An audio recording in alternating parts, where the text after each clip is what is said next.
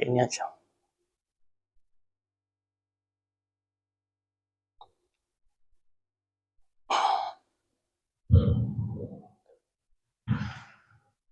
Cek 1, 2, 3. Assalamualaikum warahmatullahi wabarakatuh. Waalaikumsalam. Kita buka dulu rujukannya. Alhamdulillahi hadana lihada wa ma kunna linahtadiya laula an hadana Allah. Asyhadu an la ilaha illallah wahdahu la syarikalah wa asyhadu anna Muhammadan abduhu wa rasuluhu la nabiyya wa la rasulahu ba'dah. Allahumma salli wa sallim wa barik ala sayyidina Muhammad wa ala ali sayyidina Muhammad. Bapak Ibu jamaah salat maghrib yang kami muliakan, alhamdulillah kembali kita bersilaturahim untuk mempererat tali persaudaraan ukhuwah Islamiyah. Terima kasih Mas. Dan juga sambil silaturahim kita bertatap muka, kita juga sambil belajar tentang beberapa hadis dan ayat tentang, pada malam hari ini kita masih membahas tentang bab tentang jamak dan qashar dalam salat,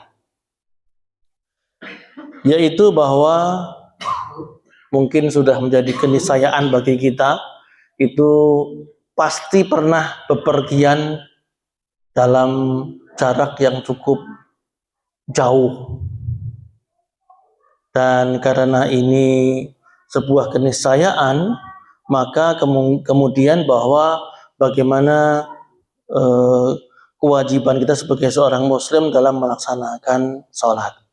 Apakah ada perbedaan? Pasti. Karena Rasulullah SAW, saya mengulang hadis yang saya sampaikan pekan lalu, yaitu as-safaru qid'atun minal adzab, bahwa safar itu adalah sepenggal atau sebagian azab. Pernah pecah ban Pak ketika naik kendaraan?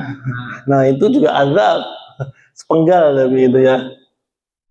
Kalau kehabisan bensin sih tidak, tapi kemudian ketika ada, pernah juga ya. Ya, maka dari itu juga sebagian daripada ujian dan mungkin juga azab, sehingga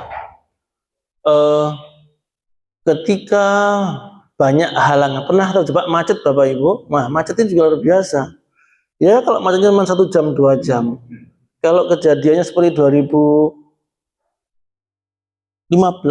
kalau nggak salah, 2016 kalau tidak salah, yang tol Brexit, Brebes exit itu, yang sampai sehari semalam itu bagaimana coba?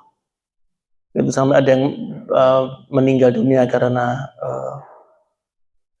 dehidrasi dan monoksida ya, dan karena sekian puluh kilometer macet. Nah, itu adalah bahwa sebuah keniscayaan bahwa kita itu selain bepergian juga tidak boleh meninggalkan kewajiban, yaitu dalam hal sholat. Sehingga dalam keadaan-keadaan tidak memungkinkan layaknya kita ini seperti di rumah, bagaimana cara melaksanakannya? Atau Bapak Ibu mungkin pernah dalam keadaan di perjalanan naik kendaraan umum misalnya, yang nggak mungkin kita bisa sholat sambil berdiri, misalnya dari sini ke Jakarta misalnya, naik Damri, kalau lancar sebelum subuh sampai Jakarta.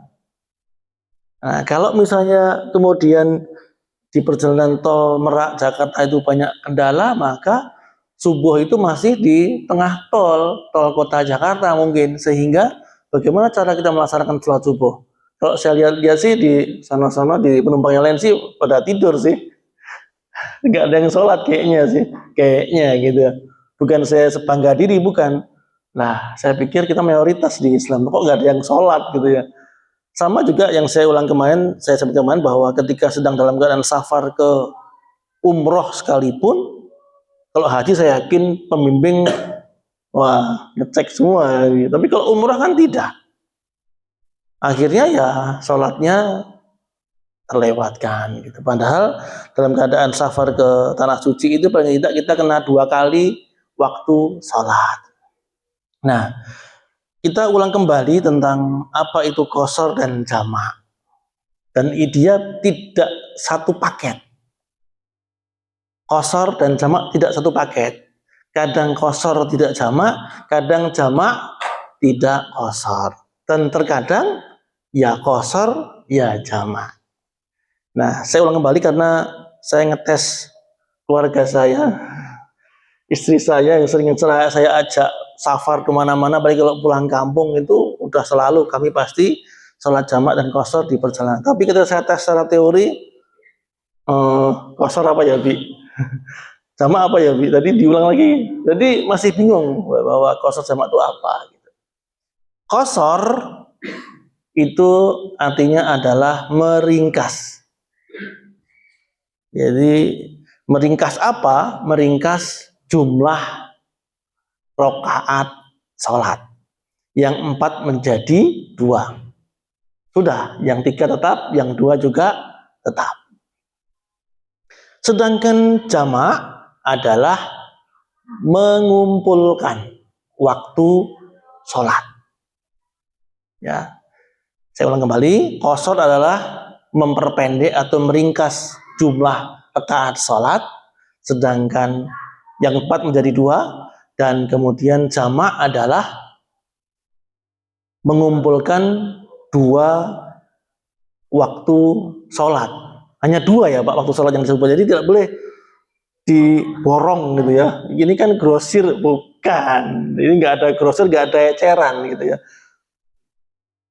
Duhur, asar, maghrib, isya lah, nggak boleh. Perjalanannya kan panjang ini ya. Duhur, asar, maghrib jadi 1 gitu, jamak semua, nggak boleh. Hanya boleh duhur dan asar dan maghrib dan isya. Subuh berdiri sendiri. Nah itulah jamak, yaitu mengumpulkan 2 waktu sholat. Ya. Nah kemudian kapan? Ya, kita kembali ke yang awal, yaitu kita bahas qashar dulu, yaitu meringkas jumlah rakaat sholat. Kapan permulaan dan berakhirnya qashar sholat? Karena ini hadis, kembali saya ulang bahwa ada dalam surah An-Nisa ayat ke-101 bahwa wa idza darabtum fil ardi falaysa 'alaikum junahun an taqsuru minas shalah, bahwa ketika kalian bepergian di muka bumi gitu ya, maka tidaklah mengapa kalian mengqashar salat gitu ya. Nah, maka dari itu, karena ini diperbolehkan, tentunya ada juklak dan juknis, petunjuk pelaksanaan dan petunjuk yang teknis. Permulaannya adalah seorang musafir boleh mengqashar salat sejak dia meninggalkan pemukiman di daerahnya, dan selama perjalanannya sampai ia kembali ke daerahnya, gitu ya. Jadi sejak berangkat sampai perjalanan sampai tujuan itu boleh mengqashar sholat. Zuhur ke asar boleh 2-2. Maghrib dan isya boleh 3 dan 2, boleh. Tapi ini kemudian ke pengecualian. Kecuali jika ia berniat untuk menetap di tempat tujuan itu lebih dari 3 hari. Mengapa? Maksudnya 4 hari ke atas begitu ya. Mengapa? Karena hari keempat itu maksudnya begini, bahwa orang yang menetap sampai lebih dari 3 hari itu hatinya lebih tentram dalam hal beristirahat. Ini kata buku ini gitu ya, bahwa mungkin kita perlu mendefinisikan lebih jelas apa itu safar, apa itu bukan lupa mukim, safar dan kemudian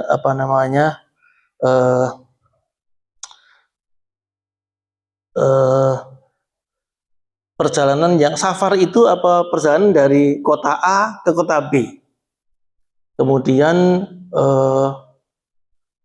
beda dengan orang yang bepergian yang tidak jelas atau tidak tentu kapan pulangnya. Misalnya begini, ya, traveling itu kan nggak jelas kapan pulangnya, sehingga kalau dimungkinkan 3 hari mungkin pasti tidak mungkin, mesti lebih, sehingga sampai 4 hari, 5 hari pun dia masih diperbolehkan untuk mengqashar sholat. Karena pulangnya kapan? Entah mungkin dia seorang pedagang, mungkin dia seorang dai yang kemudian perjalanannya dari kota A 2 hari mungkin ke kota B, A ke kota B, B ke kota C, itu maka sampai mungkin 1 minggu pun masih diperbolehkan untuk mengqashar sholat. Beda dengan safar. Safar itu unik. A ke B, sudah. Setelah itu pulang. Maka hitungannya sampai 3 hari. Karena Rasulullah pun juga demikian. Beliau ketika diambil hadisnya dari para sahabat ketika berada di Tabuk, ketika akan perang Tabuk gitu ya. Banyak hadis tentang qashar itu ketika Tabuk, dan ketika perjalanan haji beliau adalah yang diambil kisahnya oleh para sahabat sebagai hadis dan dalil tentang qashar salat ini. Bentar, sambil mengingat-ingat tentang beda safar dan traveling gitu ya. Traveling bahasa Arabnya apa ya? Traveling itu kan tidak jelas kapan sampai tujuannya, karena dia ada di kota B, ke kota C, dan kota selanjutnya sampai nanti dia. Tapi kalau safar tadi 3 hari, lebih dari 3 hari, maka dia harus kembali sholat layaknya masyarakat mukim di daerah tersebut. Nah, kemudian selama 3 hari itu, apakah kita juga disunahkan untuk sholat sunnah? Karena Rasulullah tidak demikian. Apabila seorang muslim melakukan perjalanan, maka ia boleh meninggalkan beberapa sholat sunnah, baik itu sholat rawatib ataupun sholat yang lainnya, kecuali sholat sunnah fajar dan sholat witir. Dalam riwayat lain, sholat qiyamul lail Rasulullah melaksanakannya. Fajar, maksudnya qobliyah gitu ya, sholat qiyamul lail dan sholat witir. Yang lainnya rawatib itu Rasul tidak mengerjakannya. Karena sholat sunnah rawatib itu adalah sholat sunnah yang sangat dianjurkan oleh Rasulullah. Maka dari itu di safar inilah Rasul tidak mengerjakannya kecuali fajar dan witir serta sholat qiyamul lail. Kemudian ada Ibnu Umar radhiyallahu anhuma, anaknya Sayyidina Umar bin Khattab. Jadi ada beberapa sahabat kibar atau sahabat yang sangat terkemuka. Kita bilang kibar itu adalah sahabat yang besar gitu ya. Abu Bakar, Umar, Utsman, Ali, dan Ibnu Abbas serta Ibnu Umar. Namanya Abdullah bin Umar radhiyallahu anhuma. Ibnu Umar dan Ibnu Abbas ini masih muda ketika Rasulullah masih hidup. Ketika Rasulullah wafat, mereka juga masih muda. Tapi karena dalamnya ilmu yang mereka miliki, di usia muda itu mereka sudah menjadi rujukan para sahabat. Maksudnya begini, para sahabat itu orang-orang mulia, tapi gak semuanya pinter. Kadang bingung ketemu masalah, ngadunya ke siapa, perselisihan tentang apa gitu, maka harus diselesaikan. Yang menyelesaikan siapa ya? Orang yang pinter di zaman itu, yaitu para sahabat kibarus sahabah. Di antaranya yang muda-muda, yang senior-senior ada, tapi yang muda ada, yaitu Ibnu Abbas dan Abdullah bin Umar. Mengatakan bahwa seandainya saya melakukan sholat sunnah, maksudnya dia safar, dia safar. Seandainya saya melakukan sholat sunnah, maka pastilah saya menyempurnakan sholat fardu saya. Paham ya Bapak Ibu ya? Bahwa seandainya sholat sunnah juga, maka mendingan saya sempurnakan fardu saya, begitu ya. Karena ini enggak sempurna fardunya, maka saya pun juga tidak sholat sunnah. Karena kita pernah melakukan safar dan akhirnya pernah ketemu dengan hal-hal yang unik, sulit. Saya pernah hampir tertinggal bus gara-gara kelamaan sholat. Jadi saya udah salam sebetulnya. Kelihatan busnya udah jalan, waduh, harus lari-lari ngejar bis yang tadi saya tumpangi gitu ya. Maka dari itu, ya kalau ketinggalan dari rest area ya wassalam gitu ya. Maka dari itu, karena bisnya nggak toleransi, maka ya saya harus kedepannya kalau sholat wajib ya harus ya sewajarnya cepat begitu ya. Kemudian Bapak sekalian rahimakumullah, sebagaimana seorang musafir juga boleh melakukan sholat sunnah yang ia kehendaki tanpa ada kemakruhan. Tapi ini bukanlah sebuah halangan bagi kita untuk melakukan sholat sunnah meskipun dalam keadaan safar dan juga qasar.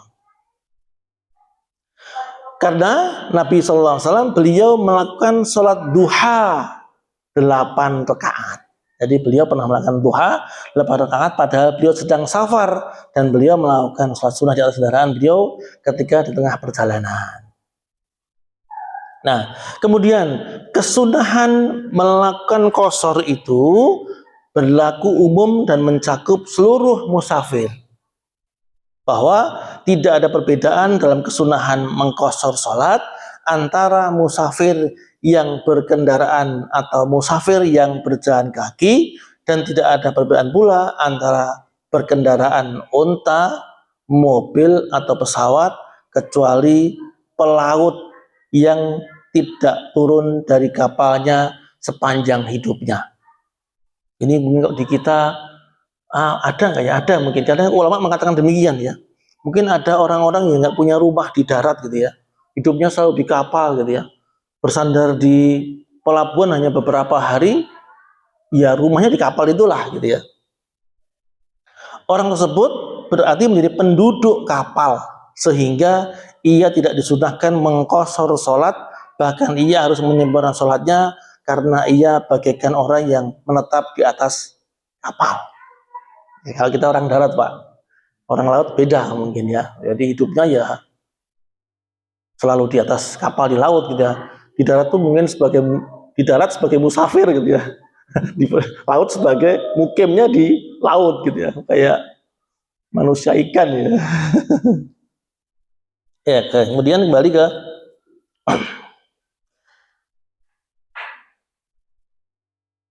kemudian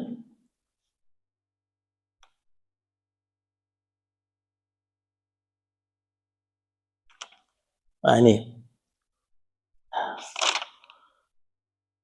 sudah perjalanan menjamak 2 sholat,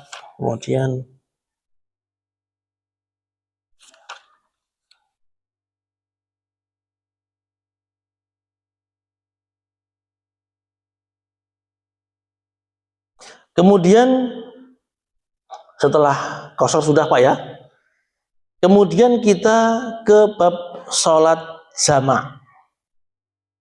Jamak adalah tadi mengumpulkan 2 waktu sholat. Nah, karena tadi kita ulang lagi bahwa qasar belum tentu jamak belum tentu qasar gitu ya. Karena bisa jadi kedua hal itu berbeda keadaan. Sholat jamak merupakan rukhsah. Rukhsah itu apa ya? Keringanan yang boleh dilakukan kecuali menjamak sholat antara zuhur dan asar pada hari di Arafah, serta menjamak antara maghrib dan isya saat bermalam di Muzdalifah. Jadi Bapak Ibu sekalian, Jadi kita itu boleh menjamak semua waktu sholat, maksudnya zuhur ke asar, maghrib ke isya. Uniknya di hari Arafah tanggal 9 Dzulhijjah itu sholat kita hanya 2 rakaat. Zuhurnya 2 rakaat, asarnya juga 2 rakaat. Tetapi kemudian tidak dijamak. Paham Bapak Ibu ya? Jadi di hari Arafah itu kosor saja 2 rakaat. Jadi jangan heran. Jadi Bapak Ibu sekalian, mungkin kalau hanya sholat 2 rakaat, kita ini udah sering sekali. Sholat sunnah pasti 2 rakaat. Tapi kalau kita melaksanakan isya 2 rakaat itu kayaknya ada yang kurang gitu ya. Ada yang kurang gitu. Zuhur 2 rakaat gitu, nggak mantap gitu, nggak marem gitu ya. Tapi ini contoh dari Rasul demikian. Rasulullah itu ketika hari Arafah, zuhurnya hanya 2 rakaat. Bukan nggak boleh. Ya perintahnya begitu.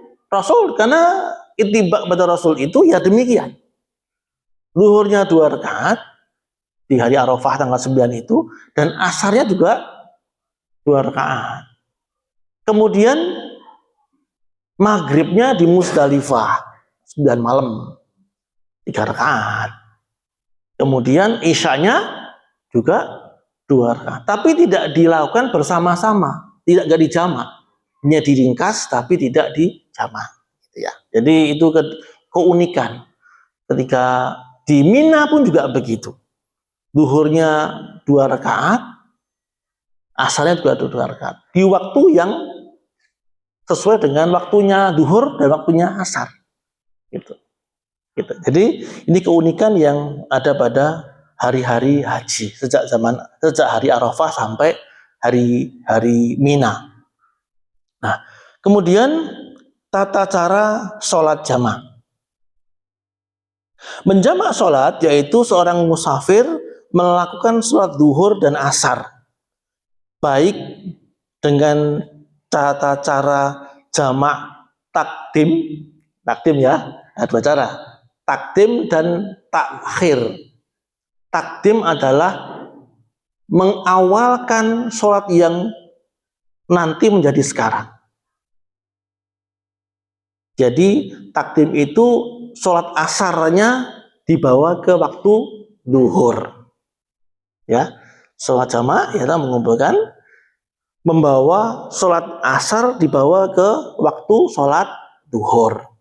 Itu jamak takdim, mengumpulkan 2 waktu sholat. Atau jamak takhir, membawa sholat yang tertinggal ke waktu sholat yang telah lalu. Maksudnya yang akan kita laksanakan nanti. Contoh, membawa sholat zuhur di waktu sholat asar. Jadi zuhurnya zong, nggak melakukan apa-apa. Gitu ya. Ini kapan terjadi ya kondisi-kondisi terjepit, naik kendaraan umum gitu ya. Masih memungkinkan nggak kita di bus itu di tujuan sholat asar? Masih mungkin. Mendingan jamak takhir aja daripada sholat zuhurnya di atas bus. Lebih sempurna kalau sholatnya sambil berdiri, mukim gitu. Berdiri sempurna, sujudnya sempurna. Tapi kalau nggak memungkinkan ya terpaksa harus sholat di atas kendaraan. Nah, yaitu atau mungkin maghrib, isya. Misalnya kita mau bepergian naik kendaraan umum jam 9 malam kira-kira atau jam 8 malam kira-kira. Dari rumah berangkatnya sepada maghrib. Maka sholat maghribnya 3 dan nyambung menjadi tambah 2 lagi. Jadi nanti isya sudah di atas kendaraan. Atau sebaliknya, dari sini ke Bakau masih ketemu pelabuhan nih, gitu ya. Nanti lebih baik sholatnya takhir saja jamaknya 3 dan 2, tapi dilaksanakan di waktu isya, gitu ya. Kemudian sholat isyanya jadi atas kapal 3 dan 2. Maghribnya dibawa ke waktu isya 3 dan 2. Sehingga itulah jamak takhir. Dalam sebuah kisah, pada suatu hari Rasulullah SAW mengakhirkan sholat di Tabuk. Kemudian beliau keluar, lalu beliau menjamak sholat zuhur dan asar. Kemudian beliau keluar lagi, lalu beliau menjamak sholat maghrib dan isya, sedangkan beliau singgah di Tabuk dalam keadaan sedang berperang. Jadi Madinah Tabuk itu sekitar 150 km, gitu ya. Sehingga itu adalah sebuah pertanda bahwa kapan Rasulullah itu safar terdekat kapan, dan terdekat itulah beliau melaksanakan jamak ataupun qashar. Nah, itulah ulama menetapkan hukum jarak 4 burud yang sekitar 80 km. 4 burud atau 48 mil, yang itu sama dengan 70 sampai 80 km, sehingga itu batas minimal untuk kita boleh untuk melaksanakan sholat jamak ataupun mengqashar sholat. Kemudian penduduk suatu daerah boleh menjamak antara maghrib dan isya di dalam masjid ketika sedang hujan atau cuaca sangat dingin atau angin besar, apabila memberatkan jika mereka kembali ke masjid lagi untuk melakukan sholat isya, gitu ya. Karena Rasulullah SAW pernah menjamak antara maghrib dan isya pada suatu malam ketika turun hujan lebat. Jadi maghrib isya, tiba-tiba hujan sangat deras. Kan layaknya kita biasa kan maghrib pulang, habis itu isya datang lagi, gitu kan. Ini Rasulullah mencontohkan ketika itu datang hujan lebat di waktu maghrib, habis salam langsung dikomando, diperintah untuk melaksanakan isya sekaligus, tapi bukan 2, tetap melaksanakan 4 rakaat isya di waktu sholat maghrib tanpa beliau safar. Karena beliau penduduk Madinah, semua orang Madinah setelah sholat, kemudian jamaah isya, terus jamaah bubar pulang ke rumah masing-masing, gitu ya. Jadi diperbolehkan. Atau orang yang sakit boleh menjamak antara zuhur dan asar serta maghrib bersama isya apabila ia merasa berat jika melakukan di tiap-tiap sholat sesuai waktunya.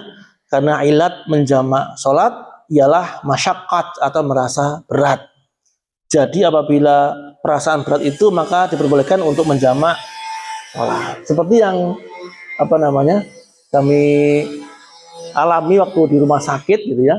Pasca operasi itu mungkin masih ada sisa-sisa obat bius, gitu ya.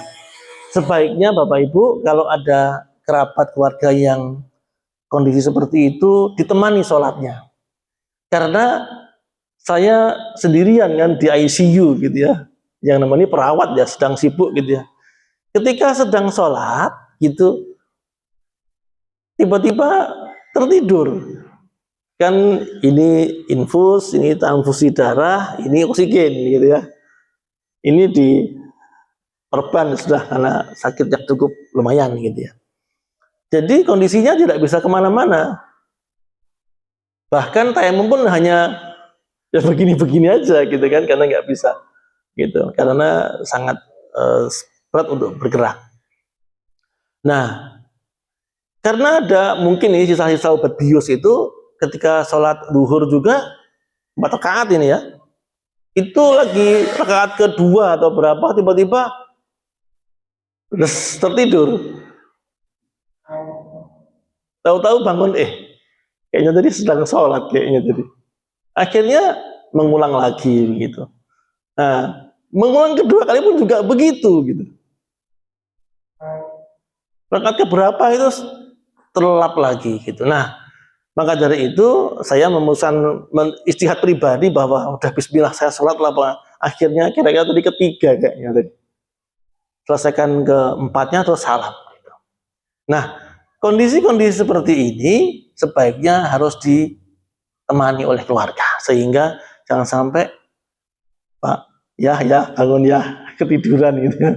Karena wajib sholat bagi kita kan, kaum muslimin, seorang muslim harus wajib sholat, padahal kondisinya sedang tidak baik-baik saja. Ataupun ketika sedang dalam keadaan on gitu ya, ada temennya untuk keluarga yang menungguin, langsung aja zuhur, asar atau maghrib ke isya gitu, agar nanti setelah itu istirahat. Karena kalau nggak begitu, berat sekali orang yang sedang berbaring di pembaringan rumah sakit itu. Inginnya pokoknya ya Allah gitulah kira-kira. Itu yang kami alami beberapa waktu yang lalu dalam keadaan yang sedang dalam keadaan pasca operasi. Kemudian terkadang seorang muslim yang tidak dalam bepergian mengalami kondisi yang mendesak, misalnya mengkhawatirkan jiwa, kehormatan, dan harta benda, sehingga diperbolehkan baginya untuk menjamak sholat. Terdapat riwayat yang sahih bahwa Nabi SAW pernah satu kali menjamak sholat dalam keadaan tidak bepergian dan tidak dalam keadaan kondisi hujan. Jadi tidak selalu ya, pernah gitu, Rasulullah pernah begitu. Ibnu Abbas radhiyallahu anhu pernah berkata, sesungguhnya Nabi SAW pernah melakukan sholat di Madinah 7 rakaat dan 8 rakaat, yakni duhur, asar, dan maghrib isya. Tapi nggak selalu gitu ya, kondisinya mungkin beliau ingin demikian. Maksudnya begini, bahwa ini sebuah hukum dan tidak menjadi rutinitas. Dalam keadaan tertentu maka ini diperbolehkan. Caranya ialah mengakhirkan sholat duhur di akhir waktunya dan melakukan asar di awal waktunya, serta mengakhirkan maghrib di akhir waktunya dan melakukan isya di awal waktunya. Hal itu karena kedua sholat ini berada dalam waktu yang hampir bersamaan. Kalau subuh jauh, subuh gak ada kawannya gitu ya. Kalau 4 ini memang bergandengan terus gitu ya. Nah, kiranya sementara demikian Bapak Ibu sekalian, mungkin ada pertanyaan yang kita bisa bahas, silakan. Waalaikumsalam warahmatullahi wabarakatuh. Menyimak apa yang kita sampaikan itu adalah kebutuhan kita. Ya. Dan hanya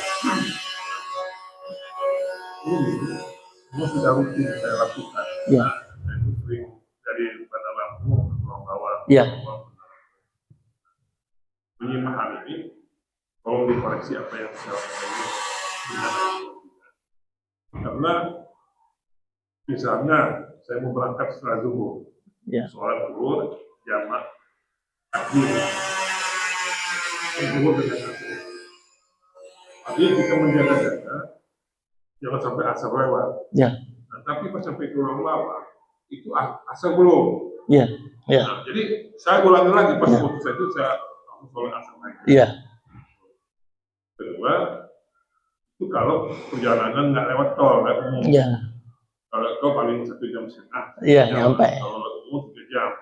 Nah, kalau lewat umum santai, jadi nggak saya pakai apa namanya. Iya.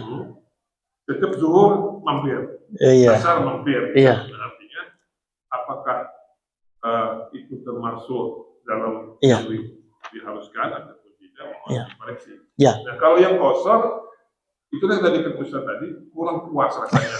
kalau zuhur kita kerjakan kurang, jadi belum pernah saya pakai.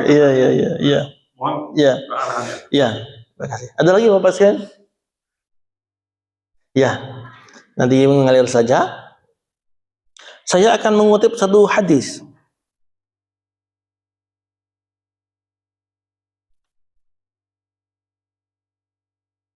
Yaitu tentang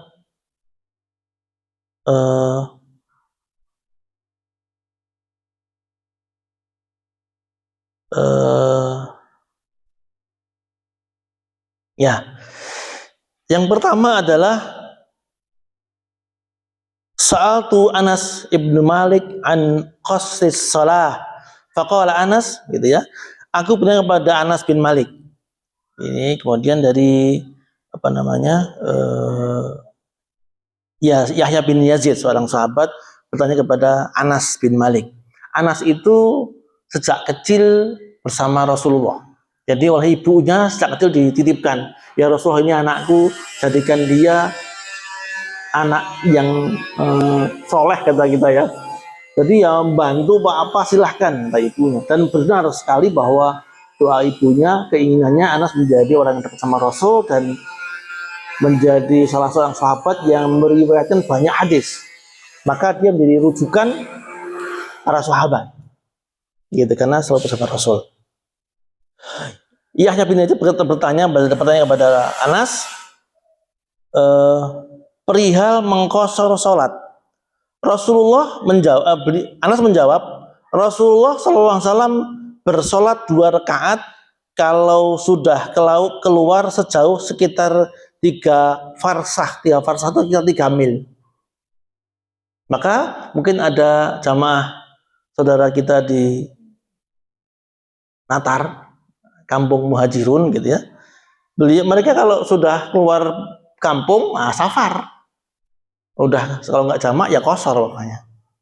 Gitu. Jadi dalil tentang 80 km diabaikan karena ada hadis ini. Sekitar 3 farsah sudah. Tadi dari Natar ke Karang, nah sudah qashar, Pak. Jangankan sampai sini, dari sini ke Pulang Bawang yang misalnya bisa lebih dari 100 km. Ini yang dari tidak sampai 10 km sudah, karena menggenggam hadis ini. Jadi masalah puas tidak puas, mantap nggak mantap, itu masalah hati. Tapi ini perintah.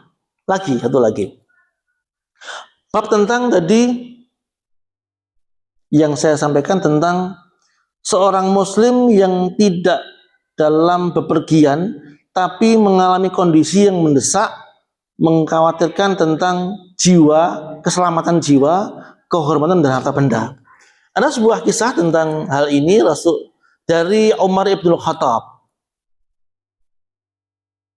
Jadi ada seorang sahabat Ya'la bin Umayyah bertanya kepada Sayyidina Umar bin Khattab tentang hal ini, tentang ayat An-Nisa ayat 101. Aku bertanya kepada Umar bin Khattab, bagaimana pendapat Anda tentang mengqashar salat, berhubung firman Allah tentang ketika kalau kamu khawatir akan diganggu oleh orang-orang kafir. Jadi kondisinya sedang konflik, gitu ya. Kalau konflik, nah ini nggak konflik, kondisinya aman, gitu ya. Hal yang Anda kemukakan itu juga menjadi pertanyaan bagi saya, kata Umar, hingga saya sampaikan kepada Rasulullah SAW bahwa beliau bersabda bahwa itu merupakan sedekah yang dikaruniakan Allah kepadamu semua, maka terimalah sedekah itu. Jadi qashar itu adalah rukhsah atau keringanan atau sedekah dari Allah. Jadi ini sedekah, pemberian, hadiah, ambil.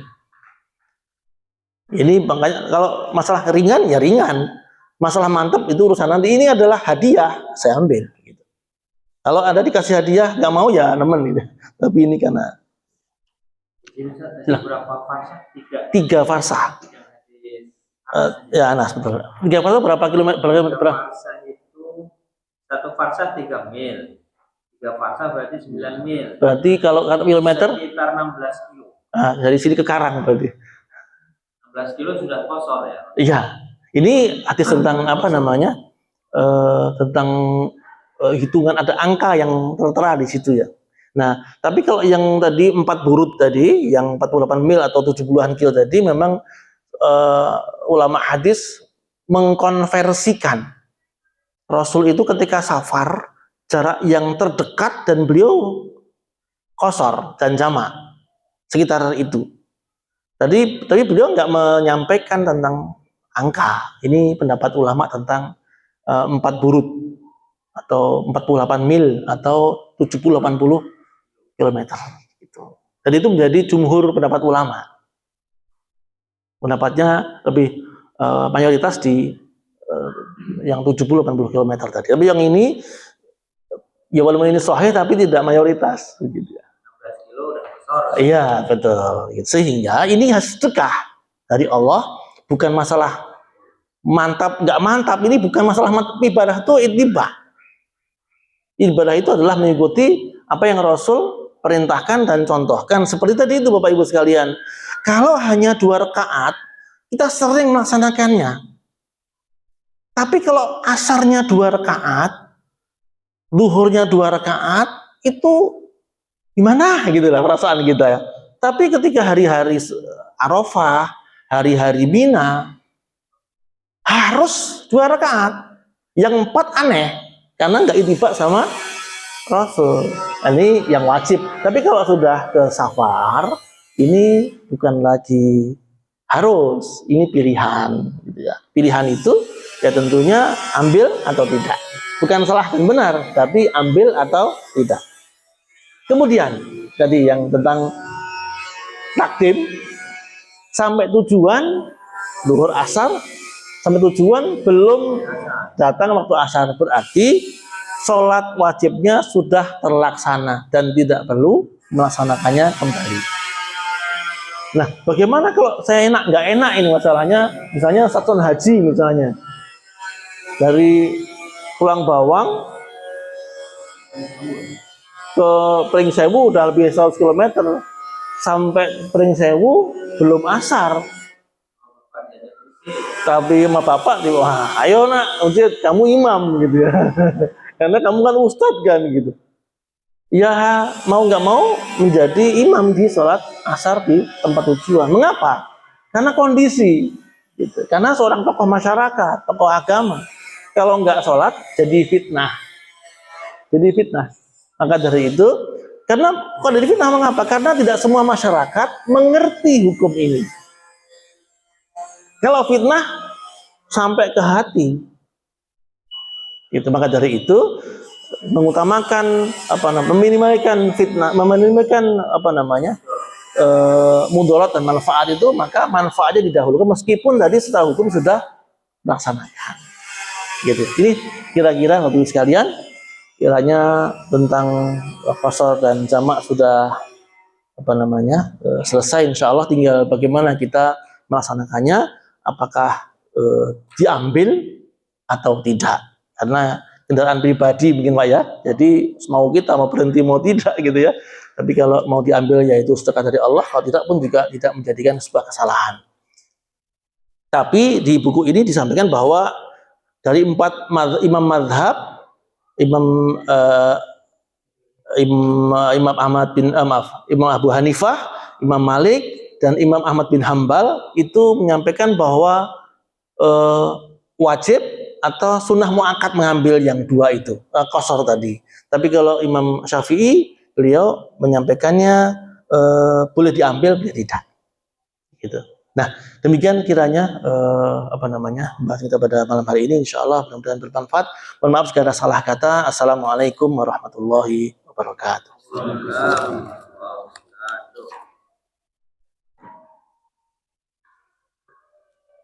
Baik, terima kasih kepada Ustaz. Kemudian telah memaparkan materi yang telah dipaparkan. Semoga apa yang sudah disampaikan bisa kita pahami dan bisa kita terapkan.